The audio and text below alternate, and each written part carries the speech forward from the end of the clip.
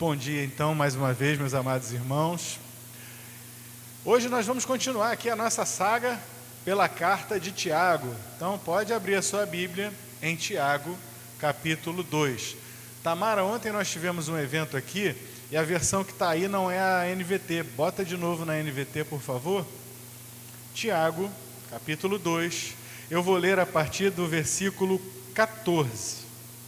Até o final do capítulo, né? Da metade do capítulo para o fim.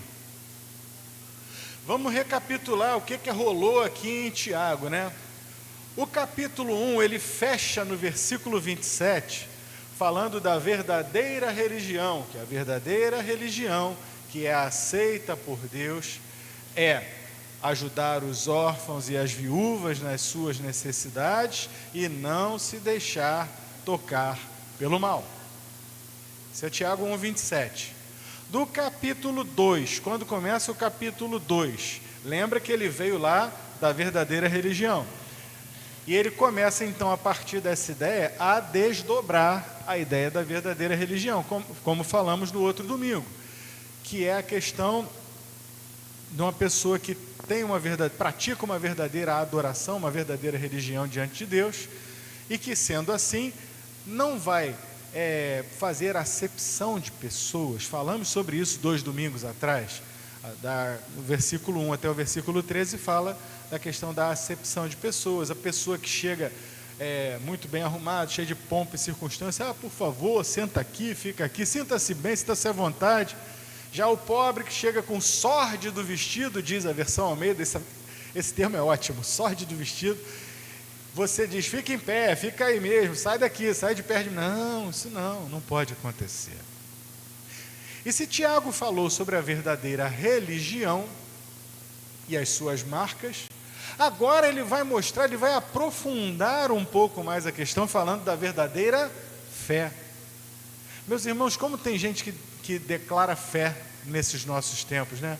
Não, eu sou uma pessoa de muita fé. Aí você vai ver, no que você coloca a sua fé? Os meus cristais, eles tiram toda a energia negativa aqui do meu entorno. E a sua fé é baseada no quê? Olha, minha casa é toda elaborada no Feng Shui. É mesmo, eu tenho uns cristais, eu tenho um olho de boi atrás da porta num copinho d'água. Eu tenho meus elefantes assim, todos com a traseira voltada para a porta, para fazer o equilíbrio das energias e tal. Poxa, que coisa, sua fé está nisso.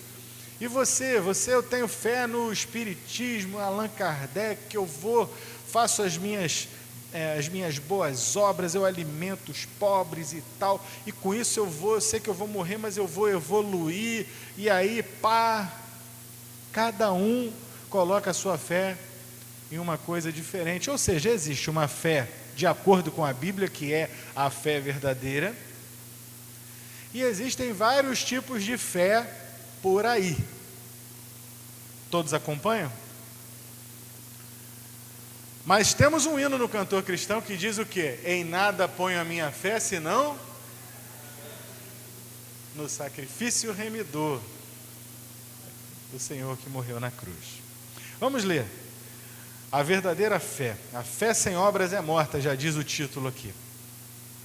De que adianta, meus irmãos, dizerem que têm fé, se não a demonstram por meio de suas ações? Olha a pergunta que Tiago vai te fazer agora. É contigo, com você hoje. Comigo foi ontem, agora é com você.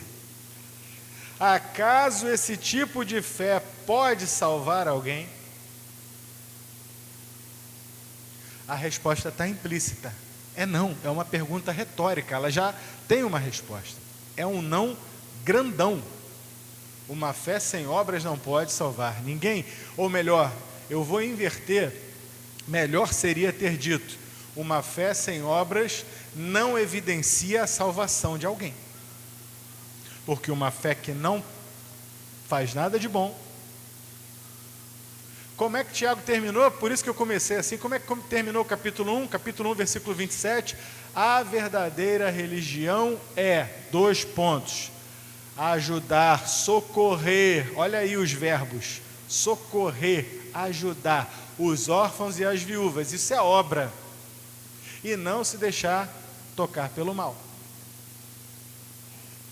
entendeu? Não é só uma fé que está aqui na cabeça ou aqui no coração, ela tem que transbordar em ações práticas. E ele vai dar um exemplo de ação prática, versículo 15. Se um irmão ou uma irmã necessitar de alimento ou de roupa, e vocês disserem, até logo, e tenham um bom dia, aqueça-se, coma bem, mas não lhe derem alimento nem roupa, em que isso ajuda? Essa é uma pergunta que beira o ridículo, mas é proposital para mostrar como há uma dicotomia aqui, uma separação entre a fé alegada e a fé praticada. O sujeito chega para você, você percebe que a pessoa está naquela necessidade, está naquela situação, e diz, poxa, estou com fome, tio, estou na dificuldade aqui e tal. A gente sabe quando é malandragem, a gente é brasileiro, a gente é escolado, já tem, né, anos e anos disso aí nas costas. Mas quando a pessoa está verdadeiramente com aquela expressão de quem está na dificuldade, você percebe, o coração se move. Aí você vai fazer o quê? Vai endurecer o coração? Vai dizer, valeu filhão, vai com Deus, vou orar por você. É o que o Tiago está dizendo aqui. Vou orar por você e Deus vai te dar. Se você pode ajudar, isso evidencia a salvação. Verso 17. Como vem a fé por si mesma, a menos que produza boas obras, está morta. Mas alguém pode argumentar, uns têm fé, outros têm obras. Praticamente o que ele está falando aqui é uma coisa que eu sempre digo para os irmãos. Eu sou pastor dessa igreja, mas eu não tenho o perfil de um evangelista. Eu sou mestre. Meu negócio é outro, é ensinar. Agora, eu posso me furtar a ser evangelista? Nunca. Então, para alguns, existe a chamada, o sujeito ele tem o dom espiritual, e ele vai convencer as pessoas do pecado, da justiça, do juízo, porque o Espírito lhe dá essa condição. Agora, outros como eu, que não tenho essa facilidade evangelística, tem que praticar isso. Tem que ter uma prática de uma disciplina espiritual, de evangelizar em obediência a Deus e confiando que Deus vai fazer a obra. Os irmãos entendem isso? É mais ou menos o argumento que o Tiago está levantando aqui. É como se dissesse, uns têm fé, outros têm obras. Olha, eu sou da fé, eu não sou das obras. Não, mas isso aqui é falacioso. Isso não funciona assim, Tiago vai explicar. Uns têm fé, outros têm obras. Eu pelas minhas obras... Vou recomeçar. Mas alguém pode argumentar. Uns têm fé, outros têm obras. Mostre-me a sua fé sem obras, diz Tiago. E eu, pelas minhas obras, lhe mostrarei a minha fé. Olha o que ele está colocando. As obras evidenciam a fé. E essa é a tônica de toda a discussão aqui. As obras evidenciam a fé. Agora, uma fé sem obras é morta. Você diz que há um único Deus. Muito bem, até os demônios creem nisso e tremem de medo. Quanta insensatez! Vocês não entendem que a fé sem as obras é inútil? Aí eu vou até fazer um parênteses aqui. Observem que esse versículo termina com inútil, mas se você tiver com uma versão Almeida nas suas mãos, aí também está escrito morta.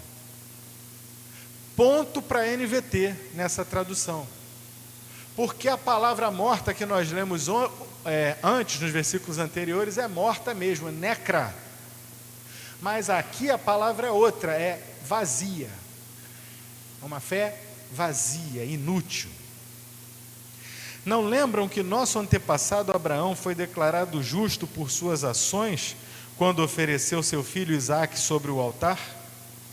Como vem, aí ele começa a pregar a palavra, ele começa a lembrar o que está escrito. Ele vai citar as escrituras e vai citar dois personagens das escrituras, Abraão e Raabe.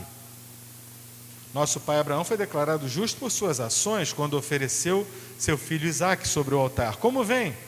Sua fé e suas ações atuaram juntas. E assim as ações tornaram a fé completa.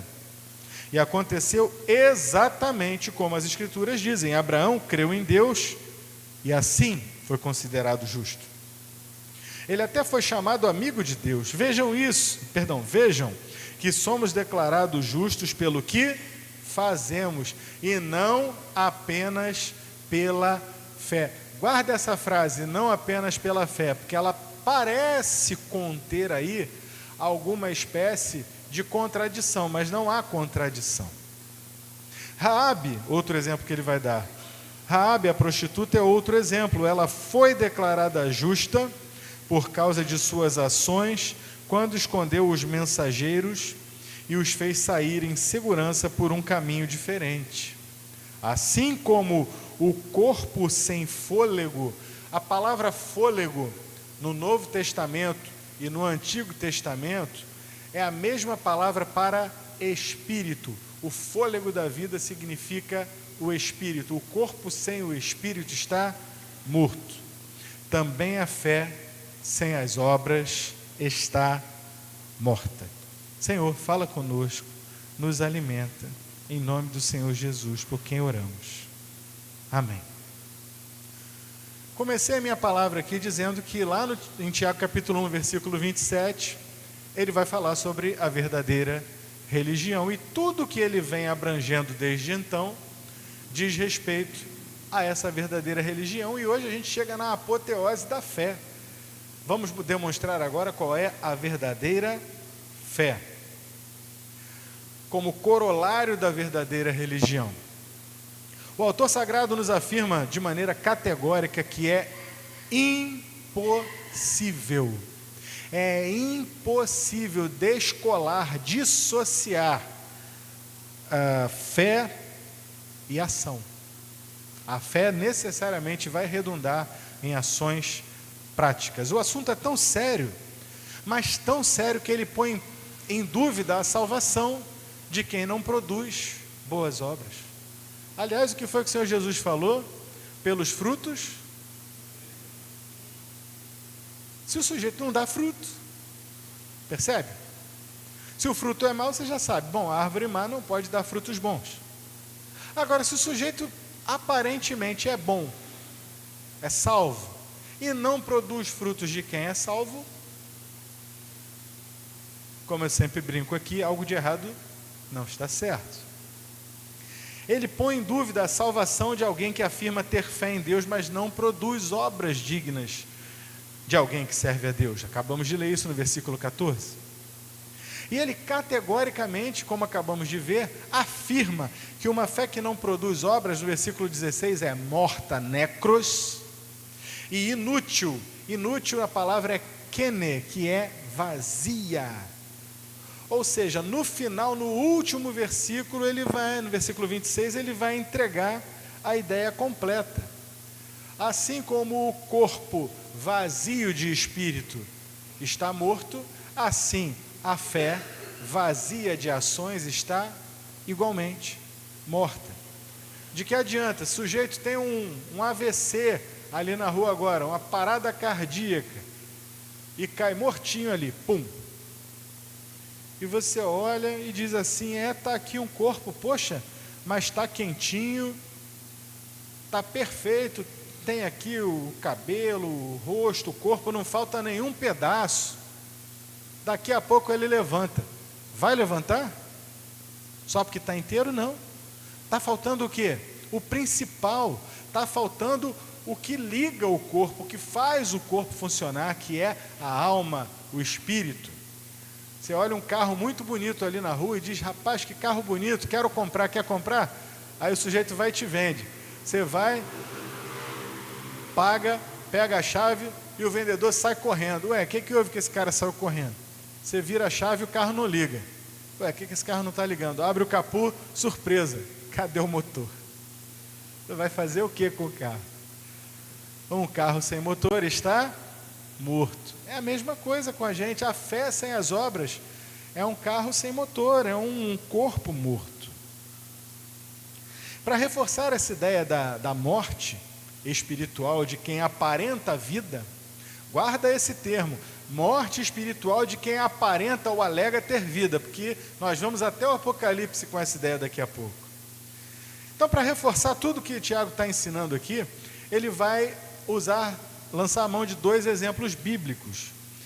E antes ele vai falar da inutilidade e o argumento cínico, né, que seria dizer a alguém que está com fome: poxa tio, eu estou com fome, está com fome? Tá bom, meu filho, que Deus te abençoe, que encha a tua barriguinha e tal, vai em paz, pode se aquecer, pode se alimentar, a bênção de Deus está sobre você, eu imponho as minhas mãos sobre você. É inútil isso, é um argumento cínico, é falso. Dizer que se vai orar por alguém em necessidade, sem, contudo, ajudar, botar a mão no bolso. O que é que eu tenho falado aqui domingo após domingo? Temos que fazer o bem, e fazer o bem. Olha, a palavra de ontem aqui do nosso pastor Décio foi tremenda nesse sentido. Mostrando, eu só me lembrava disso. Fazer o bem, eu tenho dito com frequência aqui, fazer o bem dá trabalho. Fazer o bem dá despesa. Fazer o bem toma tempo, fazer o bem tira você do seu momento de conforto, do seu momento de lazer, tira você da sua zona de conforto. Fazer o bem dá trabalho e dá despesa. Mas tem gente que quer fazer o bem empurrando para Deus. Não, eu vou orar e Deus vai fazer por você. De repente Deus vai fazer mesmo, mas sabe como? Usando alguém que de verdade é salvo por Ele e que de verdade ouve a voz de Deus e vai lá e abençoa. E você deixou de ser canal de bênção. E você deixou de evidenciar a salvação que você alega ter. A seguir, no versículo 19, acho que é o versículo mais claro sobre isso, sobre a fé e a falta de ação. Quando ele fala dos demônios, olha a argumentação de Tiago: você crê que Deus é um só? Ó, parabéns, os demônios também. Meu irmão, esse texto, para quem leu pela primeira vez, deve ter batido lá no fundo da alma. Se você crê que Deus é um só, os demônios também. Não há vantagem nenhuma em crer, ou melhor, nem em saber que Deus é um só, porque os demônios também. E não só sabem, como eles tremem, eles estremecem. Mas essa crença que os demônios têm de que Deus é um só, adianta de quê para eles? Para nada, eles estão eternamente perdidos e condenados, e eles sabem disso. Os demônios, apesar de saberem que Deus é um só, não têm perspectiva de salvação. Por quê, pastor? Porque a fé, o conhecimento que os demônios têm na sua mente não desce para o coração. É uma fé que toca o seu intelecto, eles entendem. Toca as suas emoções, eles tremem. Mas não toca a vontade. Cuidado você que é crente, que alega ter vida em Jesus, que entende as coisas com a sua mente, que até se emociona: ô Senhor, eu vou sair dessa igreja hoje, eu juro que, Senhor, eu já vou mudar, a partir de hoje as coisas vão mudar, eu não vou ser mais o mesmo, e sai daqui cantando: eu jamais serei o mesmo, ô Senhor, agora vai. Mas isso não vai mudar a sua vida se você não mudar o seu coração, se Deus não tocar o seu coração e transformar a sua mente, o seu coração, e redundar em ações. Tem que tocar a sua vontade. Tem que tocar a sua vontade. Por quê, pastor? Porque a vontade de Deus é superior à sua e à minha. Se a vontade de Deus se apresenta diante de você: quero que você abençoe tal pessoa de tal forma, quero que você faça isto ou aquilo, vá e faça. Não tome nas suas mãos o seu desejo no lugar de fazer o desejo e a vontade de Deus, porque os demônios fazem isso. Eles sabem que Deus é Deus, eles tremem diante da pessoa de Deus. Vejam, por exemplo, o endemoniado gadareno. O endemoniado gadareno chegou tremendo diante de Jesus e se ajoelhou. Tinha ali 6.000 demônios e eles tremiam diante de Jesus. Ó Jesus Nazareno, por que vieste nos atormentar antes do tempo? Tremiam. No entanto, não deixaram de ser demônios, porque a vontade que eles tinham é a vontade maligna, a vontade maléfica, uma vontade estragada que não se submete de forma alguma à vontade de Deus. Cuidado, examine-se o homem a si mesmo. Por fim, então, ele vai citar os exemplos bíblicos. Ele vai citar o pai da fé, Abraão, e Raabe como exemplos de uma fé que se exercita mediante ações práticas e voluntárias. Abraão mostrou que tinha uma fé inabalável num momento absoluto de crise. Deus pediu a coisa mais difícil que poderia ter pedido a Abraão, o filho da promessa. Abraão, sobe ao monte, leva a lenha e ali você vai sacrificar o teu amado filhinho Isaque. Eu chego a tremer só de pensar na possibilidade de Deus falar para mim assim: sacrifica a Heleninha.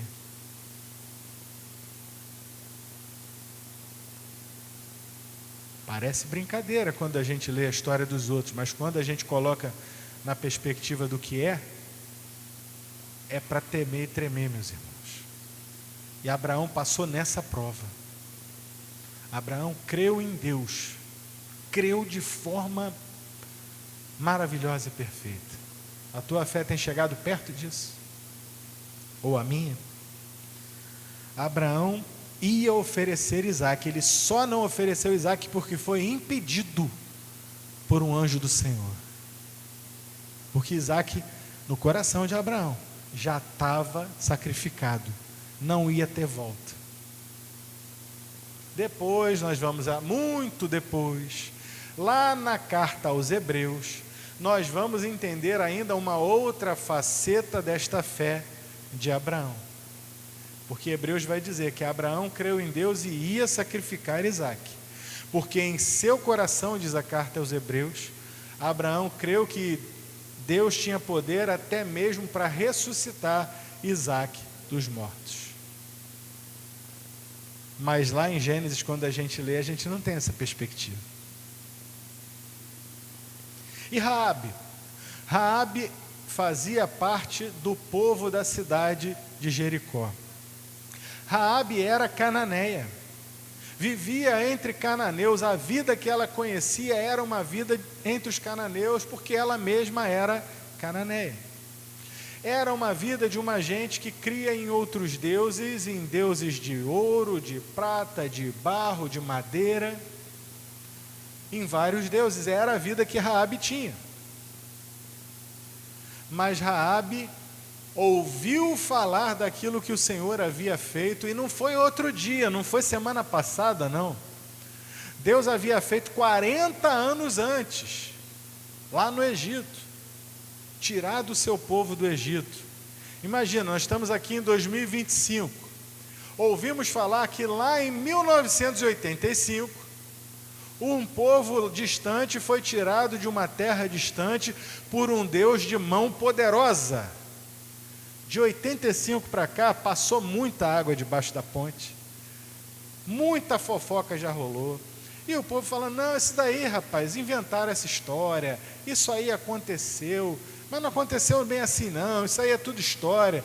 Você acha que em 40 anos, aquilo que a gente chama de a rádio peão, já não inventou histórias e histórias em cima disso aí? Mas Raabe ouviu aquela palavra e Raabe creu, falou: caramba, há um Deus que pode fazer isso pelo seu povo. Olha a fé. Rapaz, Deus dá testemunho de si mesmo de uma forma que a gente não pode imaginar onde vai.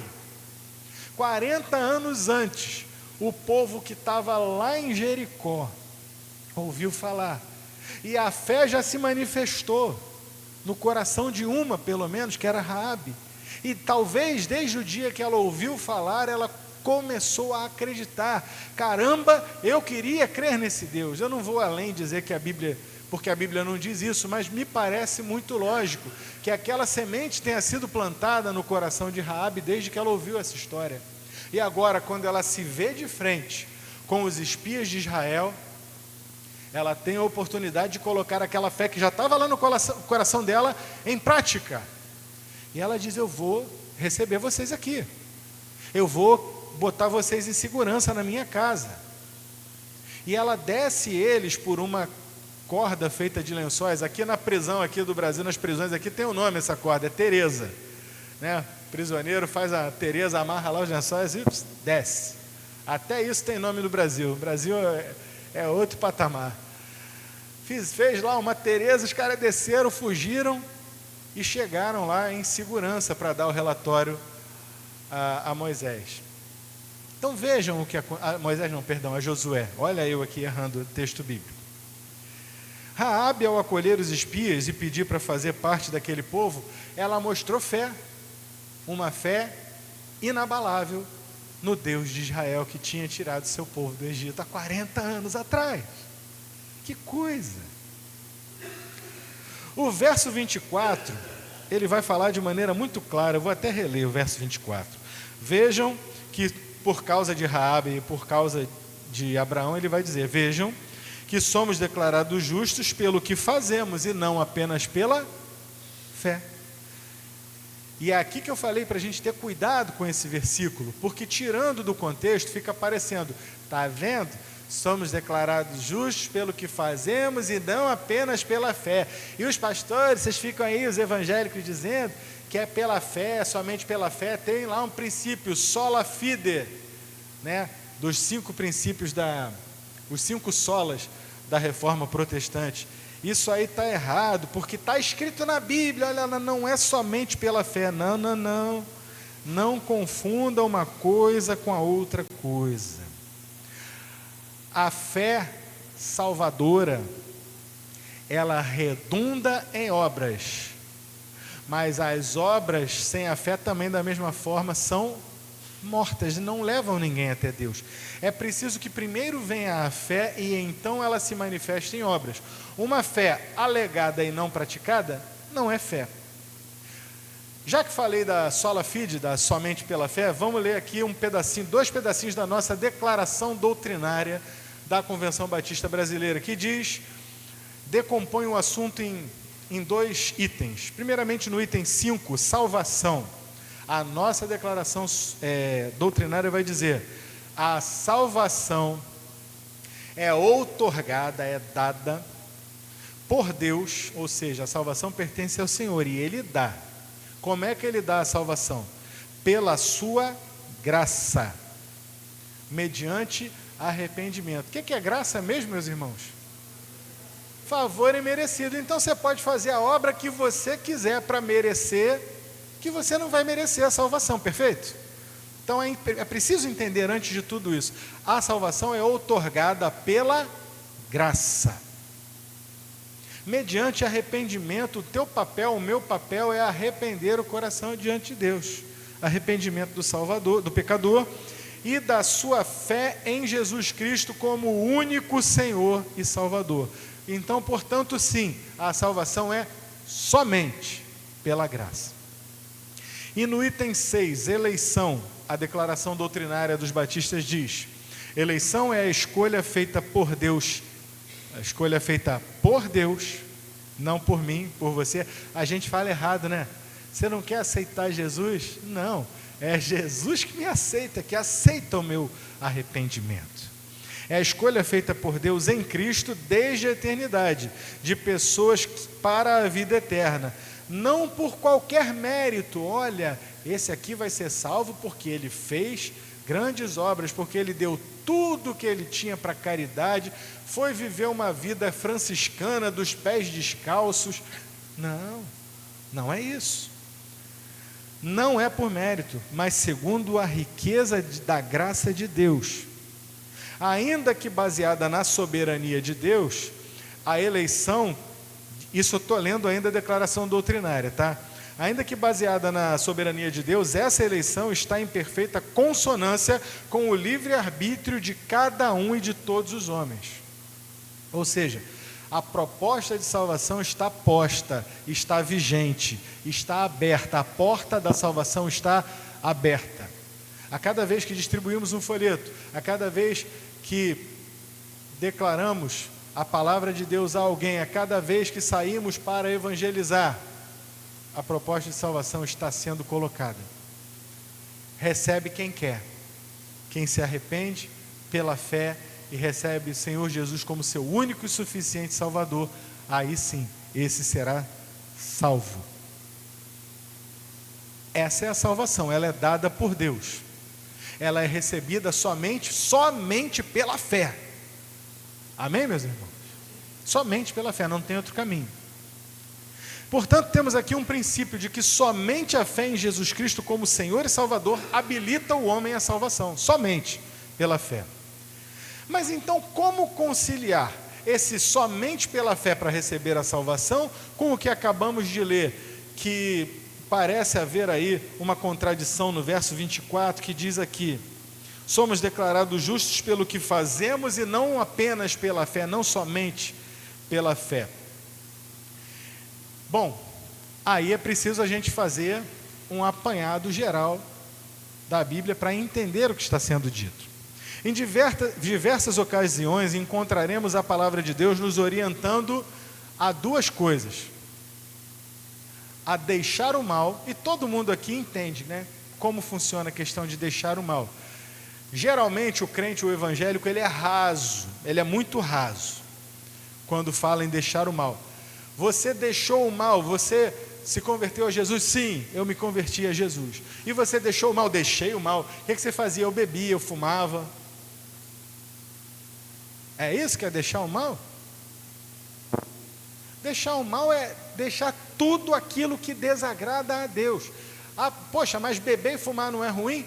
É ruim se você considerar que são vícios. É ruim se você considerar que estraga o teu corpo, que é o templo do Espírito Santo, mas é pouco, é muito pouco. Você deixou os maus pensamentos? Deixou de olhar para mulheres com aquele desejo, aquela vontade errada, que o Senhor Jesus disse: olha, se o sujeito só olhar para uma mulher com um sentimento impuro, já pecou, já é réu do fogo do inferno? Você deixou de receber aqueles dinheirinhos por fora, aquelas facilidades? Deixou de dar golpezinho nos outros? Beber, fumar, falar palavrão é o mínimo. Deixar o mal é deixar o mal. Olha o desespero do apóstolo Paulo. Romanos, se você pegar na sua Bíblia, lê na tua casa depois, Romanos, o capítulo 7, Paulo estava desnudando o desespero da sua alma, dizendo: o bem que eu quero praticar eu não faço, mas o mal que eu não quero, esse está militando, lutando no meu corpo, nos meus lombos.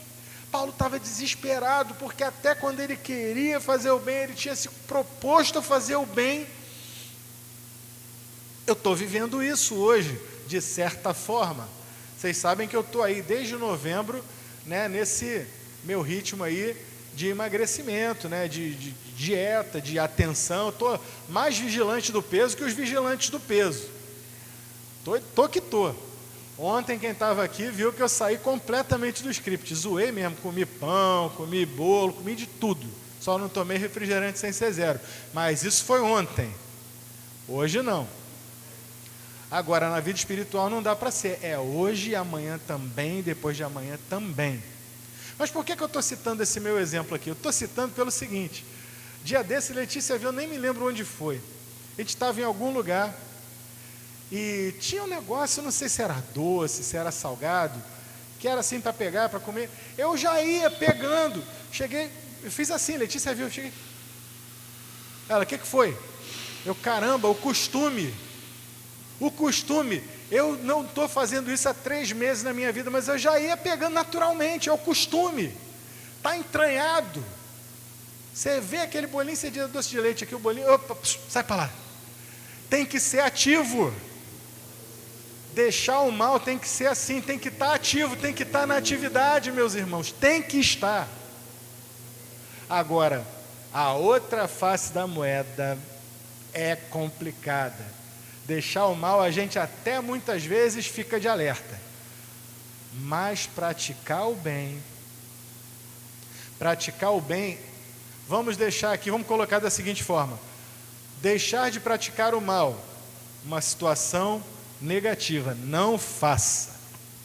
Praticar o bem, uma proposição positiva, é fazer, É não fazer, uma proposição negativa, e fazer uma proposição positiva.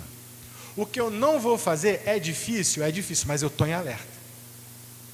Mas o que é de fazer de bem, às vezes a gente joga na conta do negativo. Tipo assim, vou citar de novo o meu exemplo. Eu não estou comendo certas coisas, e estou, negativamente, não estou comendo, e positivamente, exercício. Dieta, não coma, não toque. Positivo, exercício. Já está tomando conta da alimentação, exercício. Eu vou ter resultados se eu apenas não comer? Vou, mas não vão ser os resultados que eu vou obter se eu estiver fazendo as duas coisas. Vocês entendem isso? Agora, às vezes o crente, ele diz assim: eu não vou fazer exercício porque eu já estou fazendo a dieta. Como é isso, pastor? Funciona assim. Não, eu não preciso ir lá praticar o bem, porque eu já não estou praticando o mal. Você está praticando o bem, meu irmão? Estou. Que bem que você está praticando? Eu não estou roubando, não estou matando, não estou fazendo nada de mal. Você está entendendo? Deixei de praticar o mal, mas e a segunda parte da história? O praticar o bem, o fazer o bem. Aquilo que eu acabei de dizer que dá trabalho, que dá despesa, que ocupa tempo. As duas coisas têm que estar juntas. Tem que estar juntas. Tem que praticar o bem. Tamara, bota na tela, por favor, Salmo 34, verso 14.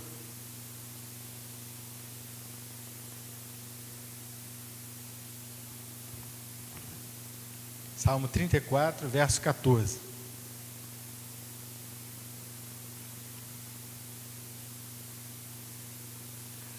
Afaste-se do mal e faça o bem, já seria suficiente. Agora olha o exemplo prático. Busque a paz e esforce-se para mantê-la. Buscar a paz é se afastar do mal. Quem busca a guerra está buscando o mal. Mas se você busca a paz, você está praticando? Está deixando de praticar o mal. E faça o bem. Que bem é esse? É se esforçar para manter. É preciso atividade, fazer algo prático para que a paz venha. Eu ia até citar um outro texto também, mas é igualzinho. O mesmo texto está lá em 1 Pedro 3,11, então não. Quer ver um outro exemplo? Miqueias. Miqueias capítulo 6, versículo 8. Miqueias 6, 8. Ó povo, na tua versão Almeida diz: ó homem, ó povo, o Senhor já lhe declarou o que é bom e o que Ele requer de você. A partir daí é o que é bom e o que Deus requer de você. Preste atenção no que é bom e no que Deus requer de você. Que pratique a justiça, que ame a misericórdia e ande humildemente com o seu Deus. Eu ando humildemente com o meu Deus, que bom! Mas está praticando a justiça? Está amando a misericórdia? As duas coisas têm que andar em paralelo. Para finalizar, a própria 1 João capítulo 2, versículo 6, Tamara. Quem afirma que permanece nele, em Cristo, deve viver como ele viveu. E como é que ele andava? Diz lá em Atos, no capítulo 10, que Pedro falou que ele andava fazendo o bem. Temos até um hino que os corais cantam, né? Andava fazendo o bem. É preciso que a igreja, que cada um de nós, no individual e também todos nós como igreja, nos desviemos do mal e pratiquemos o bem. Não dá para fazer uma coisa sem fazer a outra. Se observarmos direitinho, estamos diante de uma receita médica. Você vai no médico, o médico te dá uma receita. E ali, ou então você pensa quando você vai na academia. Na academia você tem a sua ficha dos exercícios. Segunda, quarta e sexta, você vai fazer exercício de tronco, exercício de força. Terça e quinta, perna. Geralmente a galera pula o negócio de perna, né? O povo, ou então é frente, costas, aí perna o pessoal pula. Não dá Você tem que fazer as duas coisas, são duas faces de uma só moeda. A fé salvífica, ela é sobre deixar o mal, beleza, mas ela também é sobre exercitar-se na prática do bem. Fazer o bem, mais uma vez digo, é trabalhoso, dá despesa, requer tempo, mas é exigido pelo nosso Senhor. E aí eu faço uma pergunta para nós encerrarmos. Responde não, tá? Fica entre você e Deus, mas que seja sério. Reflita. Como tem andado a sua fé? Se nós estivéssemos aqui diante de nós hoje, eu uso esse reloginho aqui, esse relógio aqui ele tem batimentos cardíacos, dá para fazer aquele negócio do cardiograma, sei lá, eletrocardiograma, dá para você ver o coração e tal, ali, os batimentos cardíacos. Se de acordo com o que Tiago nos ensinou sobre fé e obras, nós pudéssemos ver o eletrocardiograma da sua fé, como estaria o ecocardiograma, o eletrocardiograma da sua fé? Estaria mostrando vida? Ou estaria assim? Porque uma fé sem obras não está em movimento. Como anda a sua fé? Viva? Amém, que esteja viva. Está adoentada? Está gravemente adoentada, de cama? A tua fé não está morta, mas será que ela está em coma? Que cada um faça essa análise. Só para fechar, Tamara, Apocalipse capítulo 3. Apocalipse capítulo 3, versos de 1 a 5. Pregamos até recentemente, há poucos meses, sobre as 7 igrejas do Apocalipse. E veja que isso se abate até sobre a igreja. Essa fé que não se demonstra por ações. Essa é a história triste da igreja de Sardes. Escreva essa carta, diz o Senhor Jesus, está dizendo para João, escreva essa carta ao anjo, ao líder da igreja em Sardes. Esta é a mensagem daquele que tem os 7 Espíritos de Deus e as 7 estrelas. Sei de tudo que você faz. Você tem fama de estar vivo, mas está morto. Eu vou até parar por aqui, por esse versículo. Tiago está nos apontando exatamente isso. Tem gente que tem nome de que está vivo, mas na verdade está morto. Que o Senhor nos livre desse triste fim e que Ele... Aliás, vamos um pouco mais além, Tamara, perdão. Vai para o versículo aí mesmo, só para fechar. Versículo 5, eu acho. 4. Olha lá. Há alguns em Sardes, no entanto, que não mancharam suas roupas com o mal. Eles andarão comigo. Não, 3, verso 3. Eu devia ter lido logo tudo, perdão. Olha lá. Lembre-se do que ouviu e no que acreditou no princípio. Alegre-se, agarre-se a isso com firmeza. Arrependa-se, se não despertar,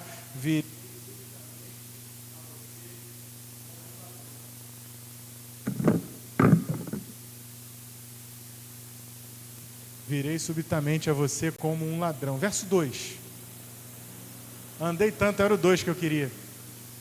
Desperta, fortaleça o pouco que resta, pois até mesmo isso está quase morto.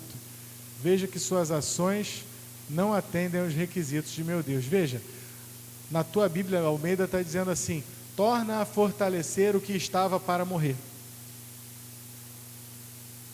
Ainda em Sardes, que dizia, tens nome de que está vivo, mas estás morto.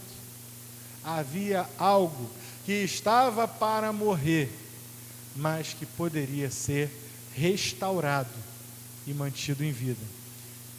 Que esse anúncio da palavra de Deus que foi feito para nós hoje seja proveitoso. Se há alguém que anda com a fé fraca, uma fé em coma, adoentada e à beira da morte, que seja um tempo de nós voltarmos a fortalecer hoje, enquanto é tempo.